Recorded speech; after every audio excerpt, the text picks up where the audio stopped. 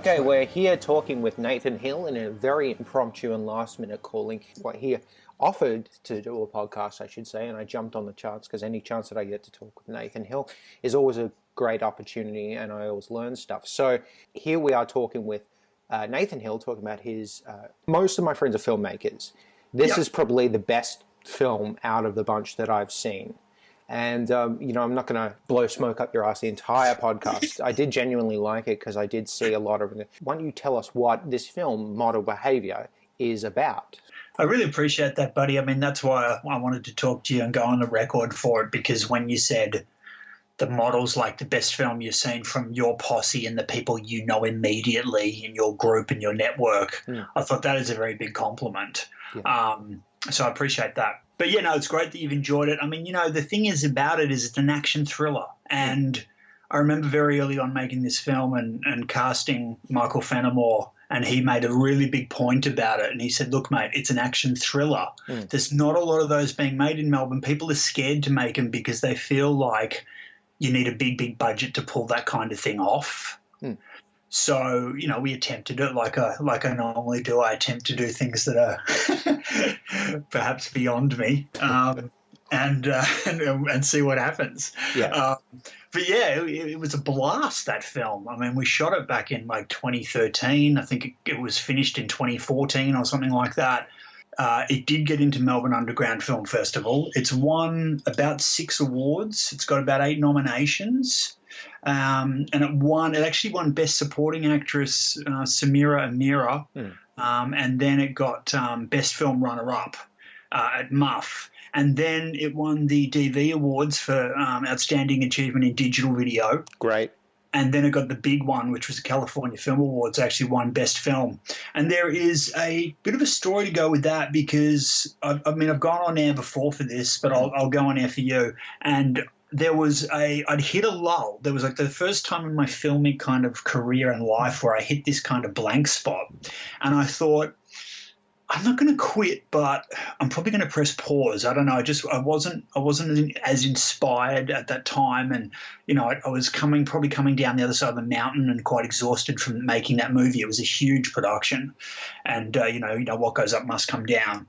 And thought, do I want to continue? And I kind of had this one night where I thought maybe I'll quit. And I woke up the next morning. And I went to the letterbox, and there was a letter that said, California Film Awards, you've won Best Film.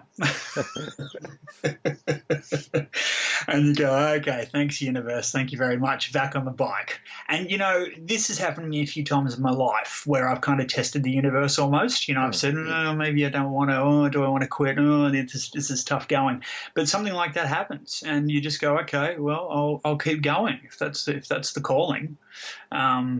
But that was huge for me, big glass trophy and all the rest of it, and really boosted the esteem and a profile. And after that, I was able to get a sales agent, immediately, and in LA, and then they got me distribution. That film went through a company called R Squared, and so they did a Blu-ray straight off the bat, and it's available for digital download, and I think it might even be on Amazon Prime now as well. So, it did very, very well. And it went on later to screen just for fun on Channel 31 because I wanted to sneak in with them before they finished free-to-air, because they're transferring to all VOD online. So I shouldn't say VOD, I should just say online. So I screened it on 31, I think it was end of last year, but it's also now transferred to Ozflix, so you can actually get it on Ozflix. It's only like $4 or less, to rent it, which is pretty good through Ozflix. Exactly, so cool. Massive cast, huge cast, and the interesting thing was the audition process because I was still pretty hot off Tomboys. Yeah. But, at that point. And when I put out the casting call for Model Behaviour, I swear to God, this is no joke, there were up to 2,000 applications. Jesus. Just in Melbourne. And then there were, I'd never been sent so many audition tapes in my life. I remember seeing a guy, you'll laugh at this, I had a guy from Ireland, I remember this specifically, and he was like a barbarian with swords, like doing a Braveheart monologue on the beach. And I thought, there's no way this is going to fit into my movie, but I appreciate him, his zest, like it was just hilarious getting the most extraordinary tapes from people around the world. I had one woman in LA just say, look, I've got to be in this film. And she said, I will fly myself over. I will pay for my own airfare and all my accommodation. I just want to work with you. I said, wow, that is a huge compliment. There's a real buzz. And actually, another matter of fact that you just reminded me, there was one girl who I did not cast in the film who added her name to the IMDB page and pretended that she was in it because she was trying to boost her profile in LA. Her name's actually Chelsea, and I've actually only recently tracked her down and for a bit of a laugh said, so you acted in Model Behaviour, did you? And I've actually busted her.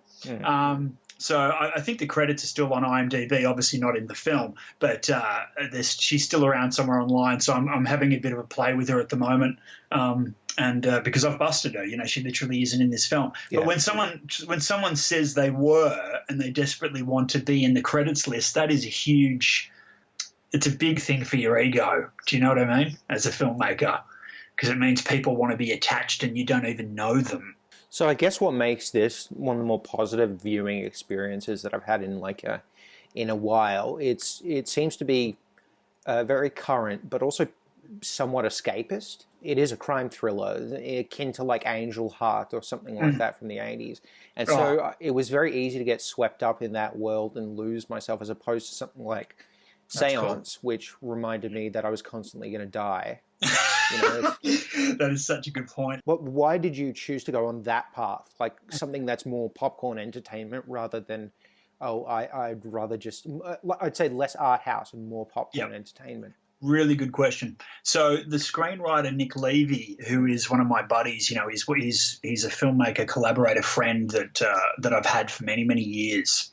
He cast me as one of the leads in Radio Samurai back in 1999. Yes, yeah. And when it came time for him to do his next screenplay, he'd really wanted to do a serial killer film because he loves the genre.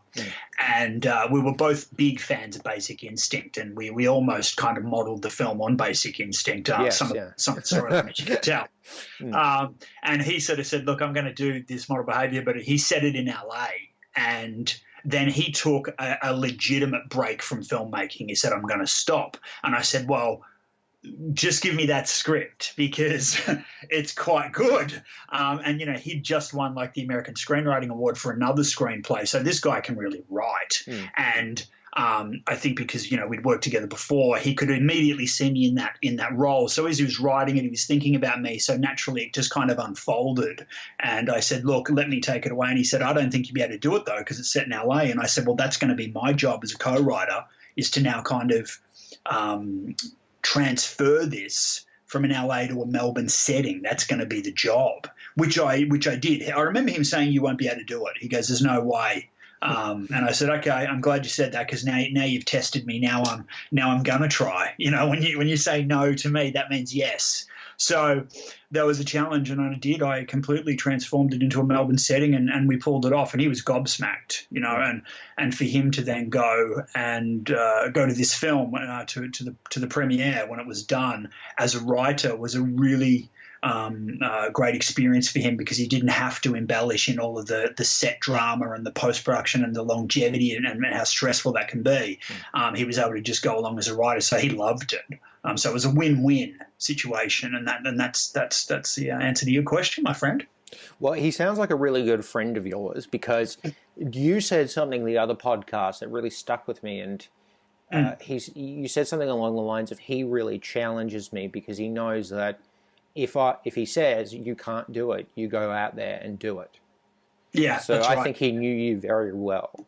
Absolutely. And, Nick and I have done Radio Samurai, which back in the day was one of the biggest indie films that ever came out of Melbourne. And then you had How to Be a Sex Star mockumentary that he and I also did, and that was hugely successful, opened the Australian Film Festival. And then we also followed up with Sex Around the World, which is an amazing 1-hour doco, which is one of the really high production value pieces that I've done. Yeah. So, there's these landmark kind of projects that he and I have both been attached to. Every time you put us together, we always produce gold. We're just a great team, and there's many filmmakers out there, and lots of my friends I know that work well sometimes in those situations as a pair. But Nick's very aware of the Tom Cruise movies. He is a bit of a Hollywood fan. His favorite producer, which is one of mine as well, which is Don Simpson. Do you know what happened to Don Simpson? Oh yeah, don't you worry. I've got the Naked Hollywood doco in like my top drawer, man. I know everything. Have you read the book High Concept about the fall? Yeah, it's an amazing book. Yeah, both of us have. We're huge on him, and because whenever you see Don Simpson film with Cruise, the Cruise's writer will be there, and Nick and I have often kind of role played in our own life and mimicked some of the moves that those guys pull, so we're really in tune with all that. Yeah. Well, my favourite Don Simpson film would have to be the one that I guess made it for him, which was American Gigolo. Don Simpson and Bruckheimer made Richard Gere the man he is today, which is a blank canvas, sort of. I am so glad you just said that, because the opening sequence to Eye Portrait is actually modelled on American Gigolo. Nice. I guess the neo-noir really inspired you, but the action films inspired you too. And there is some action, a lot of action actually. A lot of it's conveyed through the camera as well, which is part of the world, which is very kinetic camera movements. That is credit to Stuart Marshall, and Stuart is kind of like the Melbourne version of Michael Mann in his shooting style. I went to Footscray City Films with Stuart Marshall. Oh, Stewie, amazing. Dude. Yeah. I mean, Stewie, because he shot the doc I just mentioned, Sex Around the World, and he knows Nick because we've had a couple of shoots together, and Stewie was amazing on Model Behaviour. I mean, he dopped and chopped it, and was a co-producer. He was heavily involved, and he just nailed it. And what you were talking about is how he shot the film was from Jordan's perspective, from my character's perspective, and it was always from that first person perspective. And he said, look, he was right. He said the only way we're going to pull this off is to go from Jordan's perspective. If we cross wire, we're going to go off the track. We're going to lose rhythm. And he was dead right. And as you just described, it's a bit like Collateral in the way it's done. Do you know what I mean? I could see that, yeah. He did look a bit like Tom Cruise in Collateral in a lot of those shots. That's awesome, bro. Thanks for that. That's awesome. No problem. Was that intentional? No, God, no. I mean, not for me, but for Stewie, he probably had some influences, but we weren't copying shots. I mean, we were running with the idea and the concept. So if it mimicked that, that's definitely a fluke. Okay, so you mentioned casting, but what about shooting? I mean, how did you manage to handle, I guess, all of those actors? Shoot that I'd ever, I'll be honest, it's probably the best shoot I've ever had. And the reason I'm saying that, and it's strange to say that now, but it's because we had the luxury. We know it was at a point in time where all the heads of production had time, so we weren't rushing it. And we shot that comfortably over a full month. So, 1 week we would do the kind of interrogation stuff, which is the tree trunk to the film, all those scenes with me and Michael and Tom. And then another week would be the CBD, which was the hardest, I must admit. And then another week would be something else, so we blocked it. We had it into like blocks, sections of the film, and we chipped away at it. But it was 8-hour days, it was 5 days a week. It was like going to work, that was the best part about it. And, I think at the end of it, we had a clean, 90-minute film or something like that. It was absolutely textbook. But there was this one day in the CBD, which Stewie will vouch for as well, where it was just chaos. Like it was one of those days where everyone got a parking ticket. You couldn't get a park, and if you did, you were screwed. There was literally, I saw a car turned over on its side on Hoddle Street. Wow. Like it was one of these days where we actually felt like we were in the movie and everything around us was emulating the chaos of the scenes. Like there was this one day, and Stuart and I sort of looked at each other and we said, man, I am so done with the CBD. I never want to shoot here again. Like it was just, we're at the peak of our stress levels. And it can be, because Melbourne City, as we know, it's not really what I would call, a kind of filmic community on a grand scale. Obviously now there's a lot more laws in place. You got to be very careful. I mean, I'm sure I ran down the street with a gun, which I couldn't do now. Do you know what I mean? So yeah, it was very stressful, but obviously interiors and stuff were always choice. But we should talk about the cast. Yeah, actually, yes, please. Yeah, it's quite poignant. So with Clem Maloney, Clem came on to play the agent that we killed in kind of scene 2 or 3. And Clem had just come on. He actually was on The Knowing and a ghostwriter, I think, and then he made this wicked short film called Personality Plus, and he was, kind of very enigmatic character, and everyone was trying to get on this film of his. He ended up pressing pause and then developing the script, which made it into like the top 3 or something of the blacklist. Wow. So, and he's done really well and he's still pushing it. So I put him and his partner in the film. His partner's Kim Ross. Mm-hmm. So I had them in there. I had Tony Marculin, which was the first time I'd worked with Tony, and he was rapt because he was like, he'd been wanting to meet me and work with me, and I finally found a part for him. And so we brought him in last minute, and he had a lot of dialogue, and he really nailed that because he only had a couple of days to prep. So I was really proud and happy with casting him. I had William Emmons, who's an American actor that did quite a lot of stuff here before he went back to LA. I had Carly Williams, who's gone on to do a dialogue part on Neighbours. You probably might have seen her on TV. Yeah. And Scarlett Vaz as well, whom like back then was just a kid. She was like 18 years old playing my daughter, in fact. And she's now the it girl on Neighbours. Like she's on TV tonight sort of thing. And she's got dialogue. So that was quite amazing.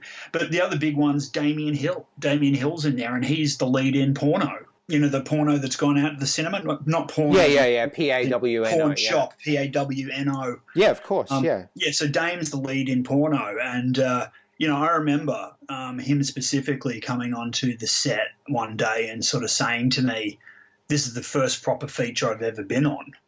And I thought, wow, that's another great compliment. And I was amazed to see his career take off in the last 12 months. We tried to get him for Cold Girls, and he actually had a paid gig in Sydney that he couldn't say no to. And then and so he took off, and then I brought Dean Kirkright in his place. So there's a bit of hot gossip for you. Wow. That's awesome. The models in this film, they could be models. Well, Stacey McMahon obviously is the prize, and she was a sports fitness model, glamour model as well. And I had literally seen her in calendars in newsagents like my whole life, and always thought she was just a knockout. And she was the first person to audition. And I just was like, this is crazy, because I knew it was Alexis, the character, straight away. And Stewie wanted another girl. I think he was keen on someone a bit younger, but I knew Stacey had the gusto to do it. Sure. So I overrid his decision on that. Yeah. And she was just amazing. But she's like done everything. She's like a TV host and a sports person and a model. And now she would, believe it or not, she's doing friggin' weightlifting. Wow. Yeah, so her whole career is just extraordinary. But then you've got other really cool actresses and actors in there. Who was there? There was Laree Faye, who was amazing. I can't believe I haven't seen her in more stuff.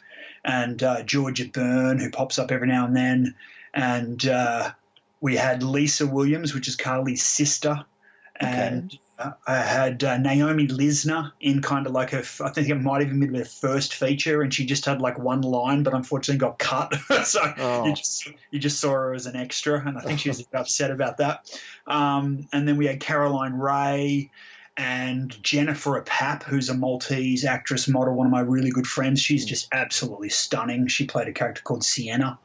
But Samira Amira was really the fun one for me. She was my buddy, and we just had like, man, there are so many outtakes of her and I like causing trouble on set. Like we were a real pair, a real scream. I really loved working with her the most. Samira obviously went on to win Best Supporting Actress Melbourne Underground, so she definitely was worth her role, and she put in the work and it paid off. And I remember her mother saying, why are you doing this movie? You're not getting paid enough and all this sort of stuff. And she's like, Mom, just let me do this movie with Nathan. Shut up. Like, it was quite funny. And I sort of became a bit closer to the family, and I ended up actually, from memory, I got her a huge canvas like wall print that I knew she'd love, and that kind of settled her mum down a bit, So I do whatever I could to get the actors I want, like it was kind of cool. So there's a lot of positive points that you brought up, and I brought out, but was there anything that you, I guess, not regrets, but anything that you would regard as, I guess, weaker elements to the film itself, stuff that you might want to, I guess, redo? Do you know what? Not really. Oh, cool. I don't. No, I think it's one of those movies, like if I put it on, I'm proud of it. I don't have scenes where I cringe. The only thing I think is what I could have done with more money, but you think that with all your movies. Exactly, even Hollywood blockbusters, you'll still be like, oh, I could have done some more CGI there, or what. You're always going to complain. But this to me is kind of like how a Reservoir Dogs is done. You use what you've got. You make it as realistic as you can. You don't go too far. So if you've got a scene where someone gets shot, just have one gun. If you've got a car chase, just have two cars. Just bring it back to basics and just utilize what you've got to your advantage. That's how this film was made. How exactly did you get distribution for this? What was the process like? How difficult That's what I was telling you before, because I won California Film Awards, and that got me a sales agent, and then they took me to distribute to the distributors. So that was a process. That's how it worked. Same thing Lamberg's doing now. Like she's entered Innuendo into some festivals overseas, got a sales agent out of it, and now she's got Umbrella. Do you know what I mean? It's exactly the same process. Now that it's out there for all the public to view. Ozflix is the best. Ozflix. Okay, so they can view it on Ozflix, but also, how do you feel about the feedback you get from the film? Always positive. I mean, look, if you go to IMDB, you're going to see a low rating, but that's not really having a go at the film. IMDB, with older movies, the user ratings will drop consistently if the page isn't getting traffic. Exactly, yeah. And you know that, but a lot of people out there don't know that, so maybe it's good that I'm saying this now. So if you go to an IMDb page and the movie's got 2 or 3 stars, or 2 or 3 out of 10 or something, it's not necessarily a bad film. It's just traffic to the page. So obviously an older film, unless it's a bloody blockbuster like we're talking Star Wars, then it's going to have a low rating. But man, if no one's voting on the page and you get a couple of haters, you're dead. Do you know what I mean? 2 haters can kill a page if you've only got 3 or 4 votes. Exactly. So. And that's why I say to my cast every time I finish a film, I'm like, guys, get on there. If you've got an IMDb account, give it a bloody 10. If you've got an Amazon account, give it a 10, because you've got to help yourself. If you're not helping the movie page you're on, you're not even helping your own career. Do you know what I mean? Exactly, yeah. And that can be quite frustrating because as a filmmaker, actors come on board and they kind of come and go and then you never see them again. And it's like, well, do you want to use this to your advantage to levitate you or not? Like, did you come on board for a reason, or was this just like a day in the sun? It's so I wish that they would all do more when it comes to social media. I might ask you a question. Yeah, please. So what did you like most about watching Model Behaviour? Because obviously this is the first time you've seen it, and you said that for an Aussie film and for someone in your network, this was like one of the best you've seen. What struck you? What struck a chord? First off, it floored me because I didn't expect it to carry on such a solid aesthetic. So it sold the world, the dramaturge to me really, really well. And I really got sucked in quite easily because you're quite charismatic on the camera and in real life too. Thank you, bro. It was really easy to get in sync with your character because I thought, okay, there's Nathan. Okay, and then I started to get very easily into the narrative. I empathized with you. You were funny. You were sort of engaging. But then all these, bad things started happening to you. But they're from beautiful people, and so that kind of floored me as well. I was like, okay, this is kind of a bit like I didn't go to Basic Instinct. I think I went to House of Cards or something like that. I thought, okay, so there's all these attractive people sort of fucking each other over. Let's see where this is going. By the time that the guns get pulled at the climax, I was like, oh, that was really cool. As opposed to sitting through, a Friends movie that I know they've spent a long time on, I know they've really put their heart and soul into it, and it's just dull. And you kind of have to reach and try and find things, but it never comes through convincingly, especially for me. I'm not that good at sort of trying to make those things up, especially when I think my most positive attribute is my honesty, and if it hurts in the short run, well, that's fine. The music I really liked. Jamie Murgatroyd, he was a master on that score. I really enjoyed it as well. That name sounds familiar. Well, Jamie's my, long-term filmmaking kind of partner. I mean, we've done, countless movies together, like him as a composer. He's probably done 10 of my films. And I first discovered him when he was starting out. And in actual fact, his first feature was one of mine, which was Jasper. And from there, he's gone on to work on, God, I don't know how many IMDb credits he's got now. He must be up to nearly 100. And Jamie's, he lives in WA. And the ironic thing with he and he's up to 72 credits on the IMDb, man, if you can believe that. And that's in a very short space of time. Like he's done that in 6 years or less. Do you know what I mean? Like the guy's a machine. So, and we keep in touch. He's actually going to come back on and do one of my other films in the very near future. So, we touch base quite often, and he did an amazing score on this. But it's interesting what you said, because I was thinking to myself, okay, is Seb liking this because he knows me and he's seeing me kind of, embody this part, and you've gone along for the ride? And that's one thing. But then other people would say, oh, okay, but is it okay just in the general market? But it actually is as well, because when you send your movie over to California and it wins, and you think to yourself, well, they could have given it to a local. Why'd they give it to me? I've never met him before. You've done something right. And I actually had my best mate Marty in LA call me as well, and he said, I can see why this is won. Yeah. And I said, thank you very much. So, mate, there's been some call-outs for Model Behaviour 2, if you can believe that. And really? In fact, Stuart and I were making a joke of it. Whenever we see each other, we'll make up some one-liner and we'll try and find a tagline for Model Behaviour 2. And Tony Marculin one night even said to me, the world needs a Model Behaviour 2. It's become this thing. And actually there is a concept there, but I thought if I ever do a sequel it would be a Model Behaviour 2. That'd be the film. Well, yeah, because he's very charismatic, the character that you come Jordan Rhodes. Yeah. Another J, but I think I'll... Another J, that's right. Another bit of trivia, I don't know if we talked in a previous pod about one of the models in this called Mona Bonneau. Did I talk to you about Mona? No. Because she played the Glare model, and the Glare was the magazine in the model behaviour world. So, if you were a cover girl character, you would have appeared in Glare magazine. And I actually have Glare mag as props. They're quite amazing, actually. And one of the Glare girls was Mona Bonneau. And Mona, who I auditioned just like all the other models, I ended up dating her whilst I was shooting that film. Yeah. And she was an Iranian model, quite stunning, actually. Okay, yeah. So it fizzled afterwards, but at the time I was dating her, and you can see her in the movie as well. She's actually in the scene with Tony Marculin.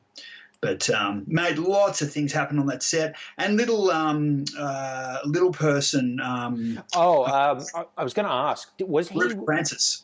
And this is a fact, he was given the most amount of dialogue. He was given the chunky monologue in the middle of the movie because I trusted his skill. There weren't many people that I thought were going to be able to actually, kind of handle that amount of dialogue, because it's like 2 or 3 pages, just straight dialogue. I thought this is pretty heavy to not only keep your audience interested, but to actually kind of nail that. So I brought him in, and he killed it. And he was amazing to work with, because he appeared on the day. He walked in, he was kind of going over the lines out loud, and I thought, okay, that's his process. And then, but you couldn't find him. He'd disappear, and that wasn't because he was short. You just couldn't find him. And then I'd walk on set, and boom, there he was, and he was in character. And then he did a take, and I said, Jesus, that's pretty good. And I said, can I get a second? And he goes, yeah, sure. He did a second take, and then I said, we've got it. Like, this guy was phenomenal. And then he turned around and he shook everyone's hand, and then he said, have a great day, and he disappeared. He did a really good job. Tell you something else I just realised as well. Dan Andrusiak was on the film, and he was doing continuity. and he's a director. He's done a feature film called Blue Grace, which has got Whitney Duff in it. And Dan was an amazing continuity artist, and I stuck him in there. I gave him a little cameo as a photographer. Yeah.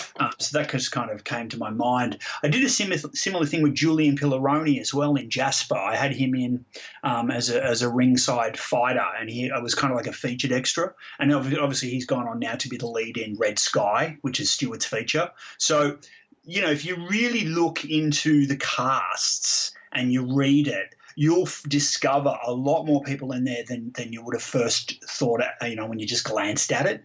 There's a lot of people in there, and I'm going back now over a lot of my features and going, holy moly, I had him, I had her, God, look at them. Look at them now. Do you know what I mean? Yeah. But also, we've got to give a shout out to John McCullough, who played Captain Witten. I mean, what an incredible role. He was the first male actor, where I was able to do a scene and completely break down, because obviously the scene I did with him, he's screaming at me and I'm crying. And I knew I wasn't going to be able to pull that scene off either without having, an amazing actor to bounce off, and he brought it. He really brought it. A few people were saying, could you get Gary Sweet for the part? A few people wanted us to get Gary Sweet, but I was like, no, I really, I'm not even going to ask Gary. I really want John. And I'm really glad I made that decision. And he had said to me, oh, Nath, I'm sick of playing cops. And I said, look, what you got to do is take all the cops you've played, because they're all shorts. I said, just take all those shorts and make them all into Captain Witten and just put a full stop on it. And he goes, okay, for you, I'm going to do that. So that was cool. The soundtrack, there was a theme song composed specifically for the movie, and it's called Dying to Be Seen by Jeff Miller. And Jeff is an incredible kind of 80s inspired, artist. Sure. And he's now actually, believe it or not, become a priest. Like he's literally he's literally gone away. Like this full-blown 80s rockin' guy. He's gone and become a priest since I last saw him. And which is amazing. And the theme song was incredible. And I remember when we were shooting the music video, which you'll find on YouTube, Stuart said to me, like after we did it, he said, mate, this is like Eddie Murphy's party all the time. And party I said, all the time, oh my party. God, that's the one. That's my favorite. Me too. That's one of my favorite 80s hits. And I went back and had a look at the party what's it called again? Party all the time. I went back and had a look at the clip, and I was like, he's bloody right, because it was in the studio. It had the actor in the studio, and I had a look, and he was right. It was very similar. So we had a ball doing that, man. Absolutely enjoyed the whole process. I've done my Where's Wally as well in that. I don't know if you noticed, but did you see one scene in about the middle of the film where the tomboys' masks popped up? Yes. I did. Did you see it? Yeah, I did during the mannequin sex party orgy. No, orgy. Sorry, the couch sex scene. Yeah, that's right. Yeah, I saw that. But that's cool if you saw it. That's excellent. But that's probably it, my friend. This series was produced by Sebastian Mittelman and devised by William Thompson and Sebastian Mittelman. Stay alive till next time. Oh, and a very special thanks to our associate producer Nathan Hill.